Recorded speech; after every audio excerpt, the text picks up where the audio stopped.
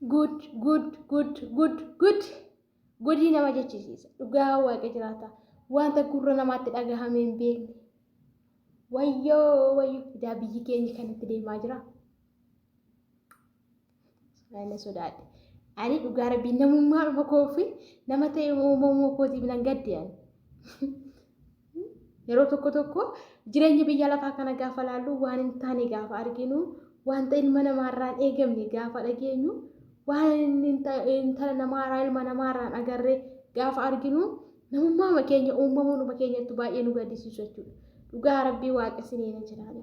Wayyoo viidiyocha sila kanan bukkee koo siniif kaa'u ture dhugaa jirtusaa. Silaatii akkas ture garuu viidiyocha siniif kaa'uu hin dandeenye.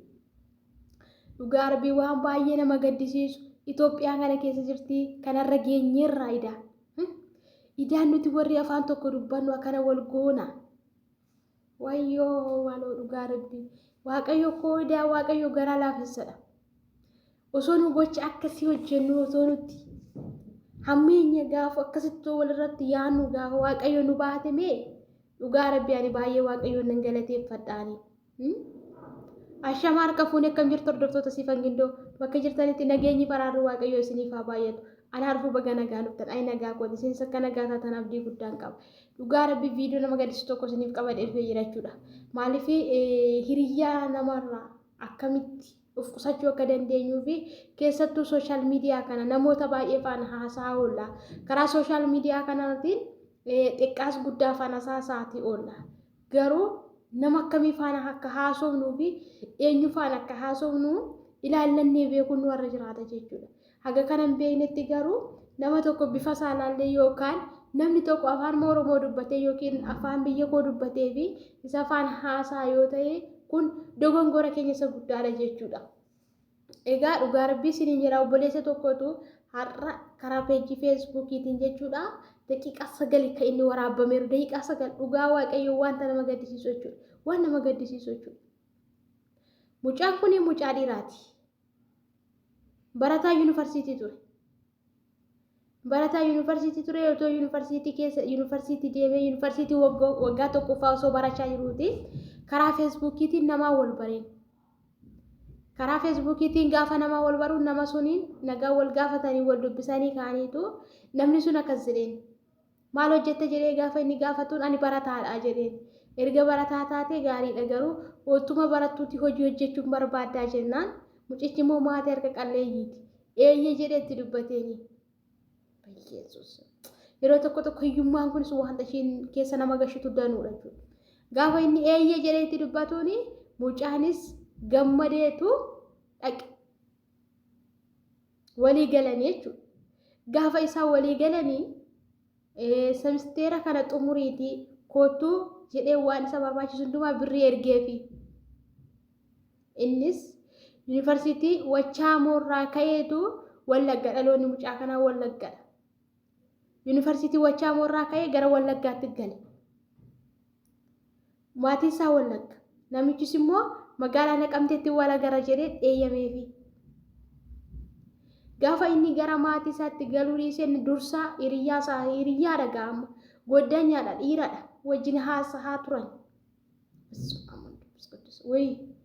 Wajjin haasaa turaniini goddanyaa isaati waan ta'eef. Gaafa inni dhaqeetiin Naqamtee gahu simateeni mana nyaataatti nyaata bitee waan hunduma godheefiitii eegee hojii hojjenna jedheeni malee hojii biraa hojjenna jedhee waan tokko wanta dubbatee illee hin qabu hojiin biraan jiru. Otoo shamarran ta'ee sirriidha jiru nama hin shakkisiisa. Jaalalaan natti dhiyyaate jedhama. Yookaan immoo waan qabu na saamuudhaaf gochuu dandeessi jedhamee yaadama. Kun immoo karaa feesbuukii wal baranii akka namaatti gorsaa tureeni kaleessa eengadda. Jabaadhu baradhu jechaanii tureeni. Dhageessanii. Har'a garuu maal godhee mucaan kuni magaalaa Naqamteetti wal eeganii siree qabatanii saatii kana gara maatii keetti galuu siif naqqabu jedhee siree qabatanii siree wajjiniin bulan. Halkan walakkaa gaheetu bageetaa bayyeessuus. Kun wanta haasa'u namatti hin tolle dhugaa isinii. maal godha gaa halkan walakkaa gaheetu osoo wajjin ciisaa jiranii dhiiradha lamaan isaanii. Halkan walakkaa gaheetu mucaa qabateen. Mucaa isaa yuunivarsiitiitti haasofsiisaa ture kana wajjin haasaa turanii mucaa qabateeni. Innis dirqamaanii humna na caala nama jabaadha jedhe. Dirqamaan afaana seeksii raawwatee jedhe. Bajjeetaa Yesuus Kiristoos. Meeshaa garagaraa baataa. Algicha jala meeshoota danuutu jira. Na asfaraarree jedhe. Sila inni asfaraarree anis du'arra jedheen filadhee jedhe. Dhiira dhamee dubartii isinitti fakkaate. Kun immoo eessatti magaalaa Naqamtee keessatti warra afaan walii dubbatan warra eenyummaa walii beekan orma miti kan dabarsee kana wal godhe. Ijoollee biyya tokko namoota wal qoratanii zariin isaanii wal beeku warri kana wal godhaa jiran.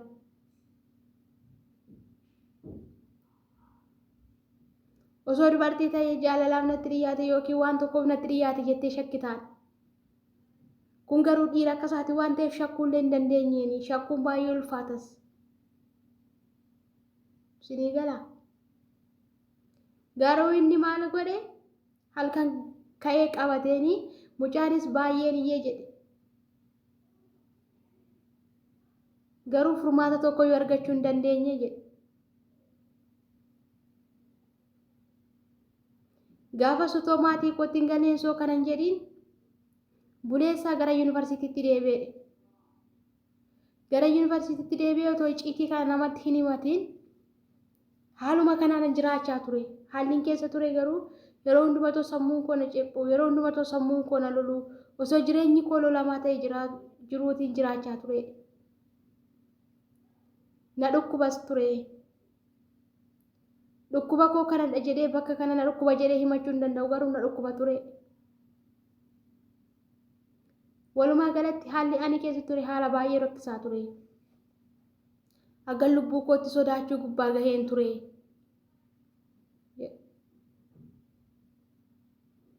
Dhageessanii kan. Barumsicha gaafan xumuree bahu haalli ani keessa jiru hundumtiyyuu of hin beeku, eenyummaa koo hin beeku, namummaa koo hin beeku. Anis namoota barbaade, namoota haasofsiisee, karaa peejii garagaraa haasofsiisee, namoota waame waan akkasii irratti dalaguu yaada. Dubartiin tasumaa dubartii irratti fakkaattee hin beeku. Dubartiin tasumaa dubartii irratti fakkaattee hin beektu.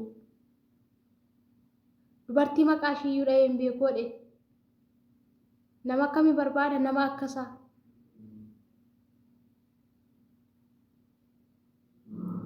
Sababa kana hundumaaf kan ta'e kamidha? Namicha suni. Inni kun immoo har'a nama meeqarratti waan akkasii raawwate? Nama 27 irratti. Dhageessanii? Nama 27 irratti akka dhiira akka shamarranii dhiira ta'ee dhiira akka shamarraniitti namoota kana faana ciisaa ture. Dirqama asfaraarree haga lubbuu isaanii ajjeesuu gubbaa gaheeti. Sababni isaa keessiin isaa maal akka ta'e namni beeku hin jiru.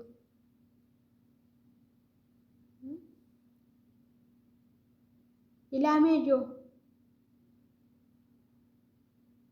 uffanni keenya kun waa baay'ee nu dhoskaa jira.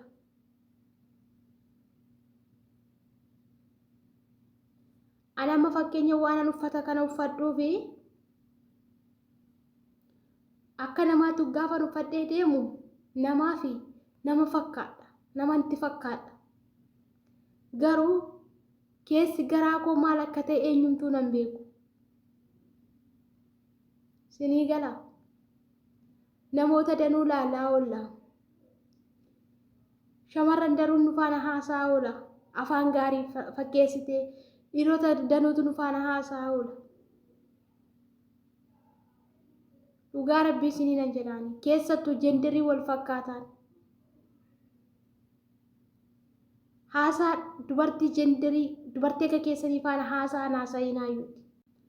dubartii faana haasoftu hiriyyaa kooti jettee nama ati amantu namni ati faana haasoftu nama kaleessa eengadde qaamaan beeku ta'uu qaba dirqama nama tokko faana jiraachuuf.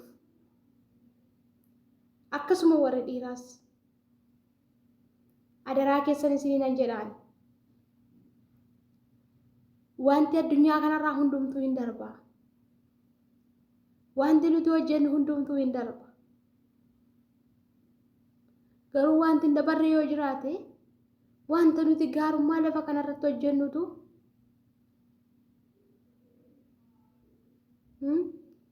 gaarummaa nuti lafa kanarratti hojjennutu guyyaa tokko walitti nuuf lakkaa'ama. Hamma dachee kanarra jirrutti gaarummaa hojjechuu nurra jiraata. Sababni isaayyuu guyyaa aduu nun beeknu waan ta'eef isinii galaa. Kanaaf maal isiniin jechuun barbaade? Baay'een karaa feesbuukii dhufanii hojii barbaaddaa siin jedhu. Birrii hamma kana argatta siin jedhu. Iddoo akkasitti kootu siin jedhu. Waa meeqa argaa ollaan. Garuu haalichi baay'ee fokkisaadha.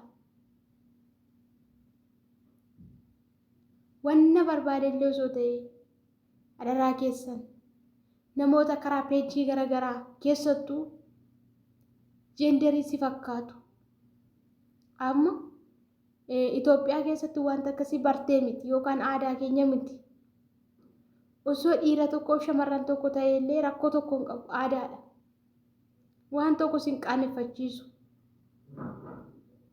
Garuu har'a shamarran tokko dhiirri tokko gaafa akkas ta'e jechuun baay'ee hawaasa naannoo birattis maatii birattis